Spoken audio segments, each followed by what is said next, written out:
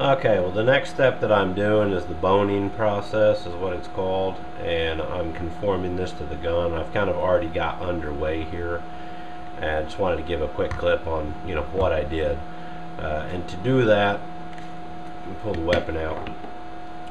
I got hot water running out of the sink, and I held the holster in there inside and out for, I don't know, maybe 5-10 seconds, and took it out and shook it off, kind of wiped the excess off and let it sit for a little bit. And then I thoroughly oiled down my gun with some gun oil and went ahead and put it in the holster and got it lined up at the muzzle end where I wanted it to be, and made sure it was kind of sitting in there nice and centered. And I started coming in with various tools. This part here, is actually going to be the catch that holds the weapon in right here. And to do that, I started coming in with this creaser folder.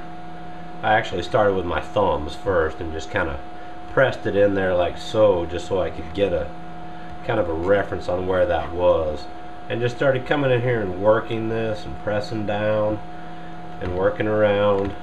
This is new to me, so I'm just kind of making it up as I go. And you can use anything, anything you can find to get in here and kind of define things. Just kind of run around with a Sharpie and kind of define that line a little bit better. Like right here, for example, would be like where the slide is. I just took a ruler across here and initially, just kind of held it down there and kind of ran down it with this creaser tool and just kind of made a mark into the leather, spaced over a little bit, did the same thing on the other side, just kind of made a mark down through here like so, and kind of came in with this actually is the point of a thermometer. You can use a toothbrush, anything that's non-sharp and kind of contoured. You can get in here and do this. So I just kind of ran back and forth down in here to give that a little bit more width. I thought when I looked at it, one thin line down here just really wasn't doing it for me. Obviously I need to clean this up a little bit, but I also came in in this arena and started pressing down with my thumbs, kind of worked it down in there, and then came in with this tool and just started just working it around. It's actually kind of easy, and I'm not really taking my time. This is down and dirty. It's not going to be all that detailed, but I'm going to do the best I can for a first attempt. So I just came down like this and kind of rubbed it down. So now you can see I'm kind of contouring this weapon, and it is working.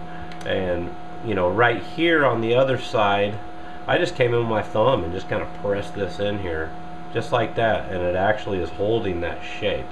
So this is actually pretty neat. Everything seems to be working well. You can actually extract the weapon out and then put it back in.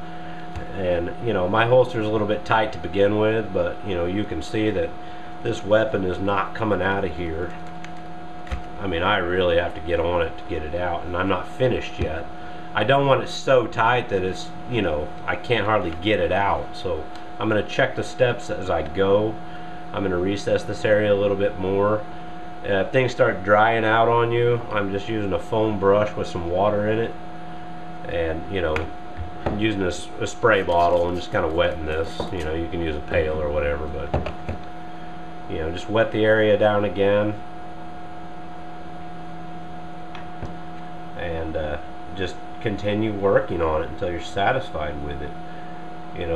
I am not the guru when it comes to doing this stuff. This is my first attempt. There's some good resources out there you can probably find that are certainly better than mine, but as a novice, once this is all finished, you'll be able to see what you could possibly do. So just working that in there, pressing really hard, trying to make that impression a little deeper. And then the odd lines that are in here, I'm just kind of coming in with the tip of this and just smoothing them out. And so far it seems to be doing exactly what it should be doing. So just from that little bit of working right there, you can see hopefully, you know, how far this is actually depressed into that trigger guard now. So once this is complete and I'm satisfied with it, you know, I will probably you know, let it set so it holds its shape, and I will check it, you know, and make sure I don't need to do any more or less or make any corrections. And then I believe the next step will be preparing for the die. Okay, well, I've taken the boning process as far as I'm going to.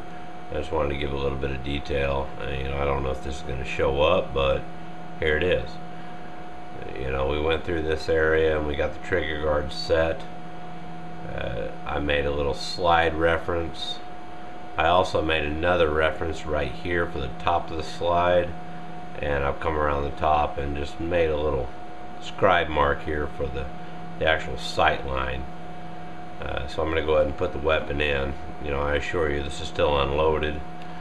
I've been working frame by frame, but you can see that I've got a little bit of detail. Hopefully you can. I've got a little bit of detail on the weapon here. You know, this weapon itself, at least on the side that I'm doing, there's not much in here to detail anyway, so I just picked these few lines, you know, to put in here and then recess this area. It is nice and tight, as you can see. I mean, I really have to get on it to get that weapon out of there. So it's going to hold quite nice, but yet it's still easy to get it out with this thumb press. I mean, I can just extract the weapon like it's nothing, but then again it holds tight. That's what I was shooting for. So everything is looking good in my opinion, especially for a first timer on this.